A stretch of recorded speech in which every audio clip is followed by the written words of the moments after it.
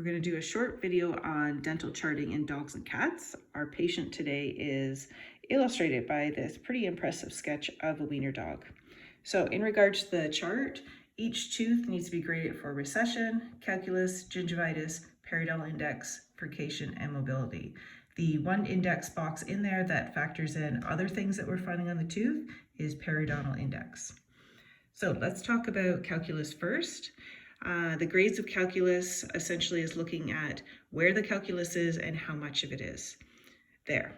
So let's start with tooth 101. So let's say that we see that there's a translucent layer of calculus on the tooth. That means that the calculus index is 1, and I'm simply going to put a 1 in that box. There's no other indexes that I need to consider if the calculus is only on the crown. For tooth 202, if I'm looking at the tooth and I see an opaque covering of calculus, that means that the calculus index is 2. And again, for the last two indices that we just did, if the calculus is only on the crown, then I don't factor in any other periodontal index or other area on the chart. Let's talk about gingival index right now. So gingival index essentially looks at the inflammation of the gum and the extent to it. For 203, if I see that there's a bit of redness along the gum line, what I'm going to do is I'm going to assign a gingival index of 1, and I'm also going to assign a periodontal index of 1. And the reason why that I assign a periodontal index is because periodontal index of 1 means there's 0 attachment loss, but gingivitis is present. For 204, let's say again I'm assessing gingivitis. On probing, I see that there's a little bit of bleeding on probing, so that means that the gingival index is 2. And again, because gingivitis relates to periodontal index, the periodontal index is 1. So again, it doesn't get a higher periodontal index because it's a worse grade of gingivitis. But what it does do is, again, still represents that there's inflammation there, which is part of the periodontal index scale.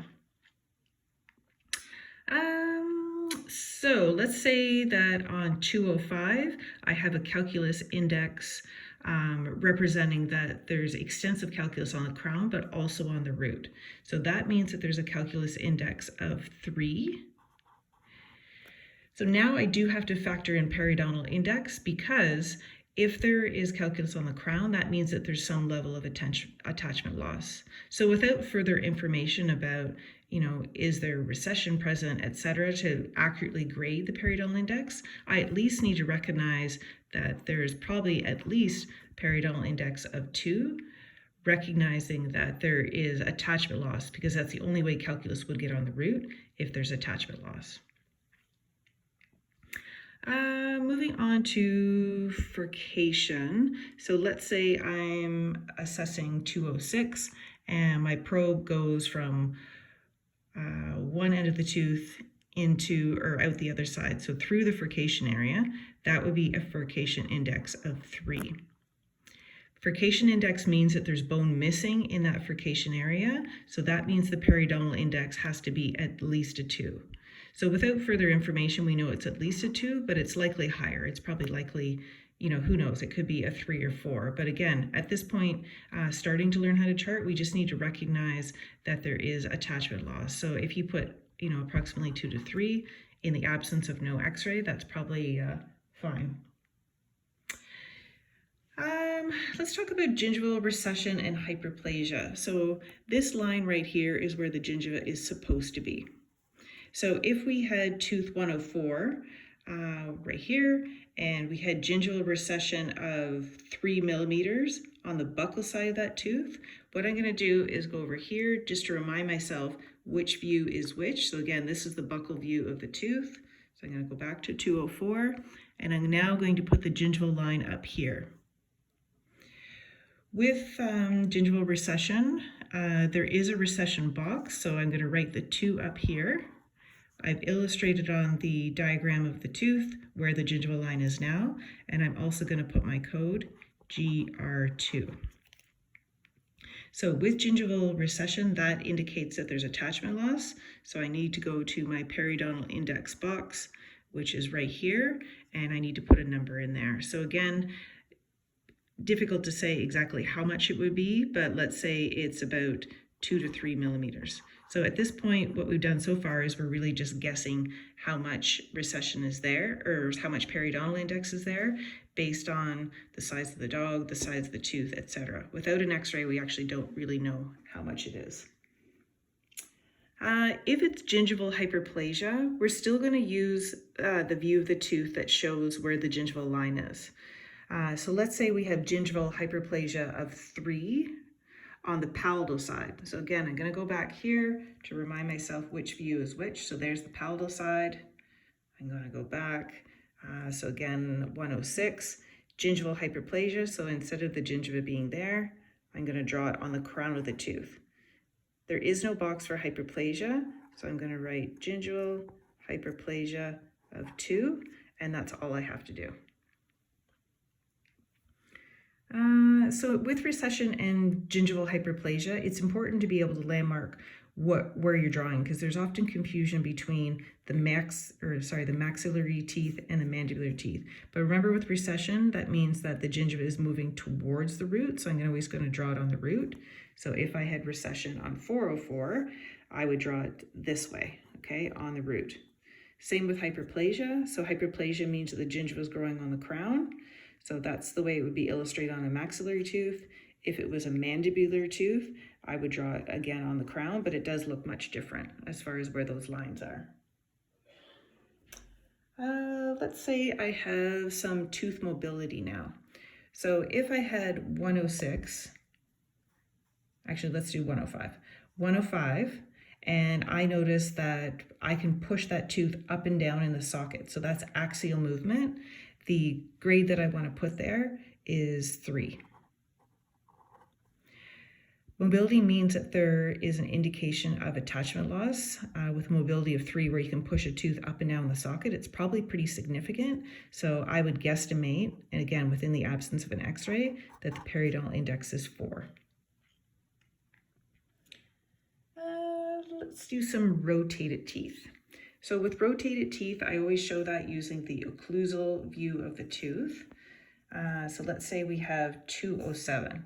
So 207, now instead of being in the tooth in the alignment like this, let's say the mesial root is tilted or closer to the palate than it's supposed to be. So that means I'm going to represent this root, which is the mesial root, towards the palate, just like this.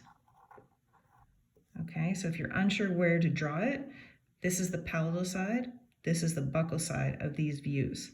So for this one, we had a rotated tooth with the mesial aspect of the tooth leaning more towards the palatal side. The code for rotated is ROT. Let's do another one maybe on this side. So let's say we had 107. Actually, let's go down here. Let's say we had 306. And this time, the distal root is closer to the tongue than it should be. Okay, so again, that would be the lingual aspect. So go over here so you know which side is which. So this would be the lingual side of the tooth. This would be the buccal side. So if 306 had the distal root, let's do distal root, closer to the tongue, that means I'm going to leave the mesial root in place, and I'm going to move the distal root closer to the tongue, which would be the lingual aspect. And then I'm going to put my code of ROT, just like that. Let's talk about missing teeth. So with missing teeth, what we do is we circle all 3 views of the tooth, as well as the index boxes. But we have to make sure that we know for sure the tooth is actually missing, because many animals will look in their mouth and we see that there's a tooth that's not actually there, but we don't know if it's a broken off root, if it's just impacted in the jaw, which does happen often enough. So if it's 107 and we have information from a previous vet that it's been extracted, but it's here at our clinic today having a dentistry done, I know it's missing for sure because it's documented in the medical record. What I'm going to do is I'm going to circle all 3 views of the tooth, as well as I'm going to circle through the index boxes like that. So I can definitely do that if I have documentation saying it was extracted, or was confirmed missing at another veterinarian. I can also do that if I notice it missing that day and I take a radiograph to confirm that. So let's say an animal's at my clinic today and I notice that 109 is missing.